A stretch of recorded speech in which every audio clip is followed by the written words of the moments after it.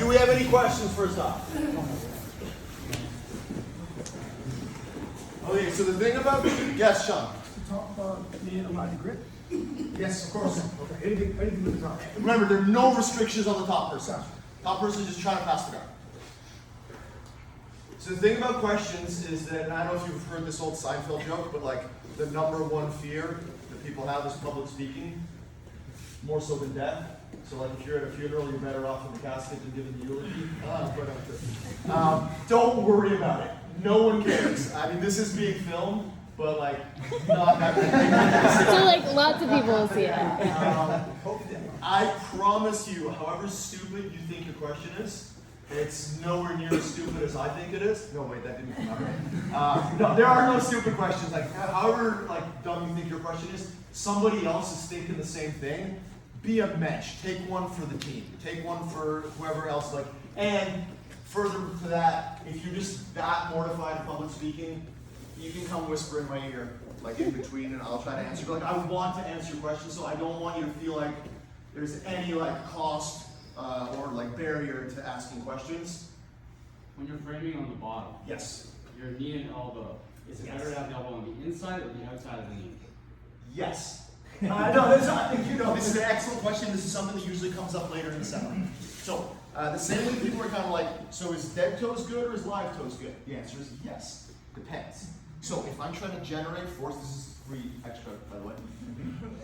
If I'm trying to generate force, live toes is good. If I'm trying to lower my center of gravity, dead toes is good. And it's just, if you understand the concept behind it, you know which one to do. So, with arms, if I'm trying to make long range frames, having my arms inside my knees is good.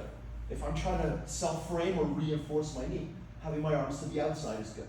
So depending on what I'm trying to achieve, for instance, if I'm blocking your biceps over here, I'll probably want my arm on the inside of my knee. But if you're pushing my knee down and I go to self-frame, I'll want my arm on the outside of my, so it's not like both at all times, it's just inside to make longer range frames, because if I go outside, I shorten the distance. Right? Like for example, if I'm playing a seated guard, and you just stand up for me, please. If I want to hand fight with you now, I got a problem. Now, okay, I got no problems. So it's the same basic idea, whether we're playing a seated guard or a recumbent guard. If I want my hands, like right now, if you go to grab my feet, I'm good. Now, if you go to grab, oh crap. Does that help? Yeah, that does help. There you go. All right. Any other questions, guys? Yes, sir. So you said no daily Hiba, but would you use your feet to hook to pull yourself back into guard? Yes, but for this game, no. Okay. So the purpose of this game, so I don't want to go too rabbit hole-y with like technical terminology. They found you running. I've been posting too much stuff in my stories. Okay, so the technical term for this is we're trying to create affordances. So we constrain to afford, right? I want you to have as many opportunities to do a guard retention movement as possible. So anything that prevents you from having to do a guard retention movement is wasting our time tonight. So while it's a great idea to make hooks and put your feet on the hips and do all that kind of stuff, for the purposes of today, I want you to basically have like as difficult a time as possible. Does that help narrow down why we're doing it this way? Okay, so the other thing we kind of want to think about is, I'm sorry, are there any more questions before I go on to like what I want to add? Maybe one question. Yeah, you should. I've kind of been trying to like advice on the internet, just like making Super reliable, I've heard. so like if you're in your guard laying down on one side, to make frames with your top hand and trying to make connections with your bottom hand. Is that a good place to start with? It's one way of doing it. One way of doing it. Yeah, so like a lot of the you'll notice that like a lot of the answers I'll give you is it depends, because very few things are totally right and very few things are totally wrong. I'll give you a couple of examples of things that are not like great, but even those there's a term called appetite for risk. It's basically an investment term, although it can be applied to just about anything in life, right? Like, do you want to go bungee jumping? Do you want to race cars or motorcycles? Each of those has like, so in terms of jiu-jitsu, there's stuff that's like, it's not that it doesn't work, right? Like you can absolutely win 80cc trials with a buggy choke. It's been done. But if you start out by being a buggy choke specialist at white or blue belt, the odds of you ever making it to ADCC trials in any meet are basically zero.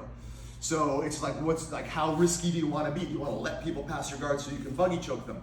That can work. It's not wrong, but you're taking a risk, right? So when you seek to make connections with the bottom arm and you frame with the top arm, you're providing a stable, reliable profile of action for your opponent. You're like, I notice that every damn time I go here, they put their top hand on my chest, they put their bottom hand on my leg. Which means if they have set plays or they're very adaptable, there's something they can work with. We're gonna talk about some stuff later on in the seminar that will make it like evident as to why you might choose one or the other. But so that's all I can tell you is like there are risks involved in what you're talking about. And as long as you're willing to accept those risks, it's a fine idea. I personally prefer a little bit more of that, but I also will make grips a lot with my top arm because I have a good omoplata, which you guys will never have because you didn't vote for it. But seriously, I will absolutely just do this with my top arm because I can set up omoplatas. So because I have a good omoplata, my way of playing that is valid. If you don't have a good omoplata, because it's about the only long range attack you can do with that grip, it's not good. So you see what I mean? We're I can't answer you definitely. Does that help though? Yeah. Okay. Any other questions? Okay. Couple of things to keep in mind. Apropos of affordances. If you're the person on bottom who's just doing this right away, you're missing the point of the game.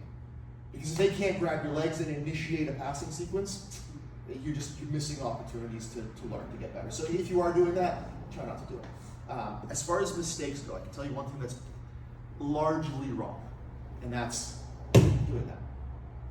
Not for a split second to move, that's fine, but if, so this is kind of the first thing I want you to watch for in the next round as the passer. If I get to here and his answer is to put that foot down, I'm gonna cover his hip. Now, if I didn't cover his hip fully, he'd be able to hip escape now. But because I have, he's not hip escaping from anywhere. This is a big old lever. I'll beat that whenever. But because generally when we pass, when we get here, we're standing. When that foot comes down, people are like, yeah, but what if I'm gonna do some camping, maybe do some stuff like that.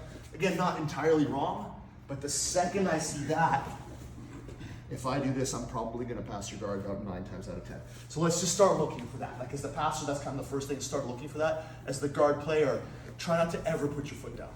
If you have to do it for a split second to move your hip, cool. But do not hang out with that foot down because now your knee-elbow connection is compromised. And I would rather you put this one down to move than this one. Because if I'm in the same spot, you still have a frame and you can still move your hips. If you switch your legs, you can't move your hips anymore. You can't move your hips anymore, you're gonna have some real problems. All right, so start looking for that. The other thing I wanna give you is just kind of a short course on control. Because control can mean 2 things. It can mean that I'm preventing you from moving, so I'm controlling you, but it can also mean control in the sense of influence, where I'm guiding you to move. Don't confuse the two. If I want to keep his legs from moving, I do this. I want the web of my hand supported by my bones right over the top of his shin. If I go like this, there's no way I control his leg, right? He has to windshield wiper. But what if I don't want to control him by preventing movement? What if I want him to windshield wiper? Or egg beater, sorry. Then it's great, because now if he wants to keep bringing that leg towards me, I've got a really strong frame against his leg. He can't get this leg back in front of me. So they're both valid, right? This is honestly not that great because only shitty guard players push. So if I do this and I'm counting on him to push back so that I can do some deflection, well great, that works right up until people don't suck at guard anymore. No one good extends their limbs from bottom guard for no reason, and pushing into someone like this is not a good enough reason. So as a guard player, same thing. If I do this to you, you're like, cool, you just made my guard structure better. Don't give that up. Me pushing your knees to your chest helps you because now there's nothing there for me to occupy. If you give me any extension, now there's space for me to occupy. So for the next round, top player, yet while this is fine, there will always be better things you can do. It's not wrong to do this. You can still try to move them around and all that. But moving you around with good guard structure doesn't help me. So we're gonna start trying. You guys know what Lego hands are? That's what I want you to think about. Don't death grip your partner's ankles. In fact, try not to grip them like actually like squeeze at all. Just put your hands on either side and think about how you can open the structure of their legs up. So that means going to the outside by turning this way, going to the inside, but you notice how your knees are coming away from your chest. This is one of those things that looks fake when I do it. People are like, oh, he's helping him. Unless you can do the splits, which most of us can't. If I start pushing your ankles apart, your knees will come away from your body to strengthen your legs. So if I want to move, if I want to pass to the outside, generally I will Lego hands that way. If I want to pass to the inside, I'll Lego hands this way and just try to get in front of your thighs. That's all you really need to worry about as the passer. Guard player, just try to react to that. Any questions on that? Okay, so elbow blocks the hip if they put their foot down. Guard player, don't put your foot down. Guard player, focus on knees tighter to chest, better in the elbow connection. Hands inside if you want long range frames, hands outside if you want to support your legs. Guard passer, Lego hands to manipulate legs. Get the angles. Any questions? 1, 2. Do another round, guys.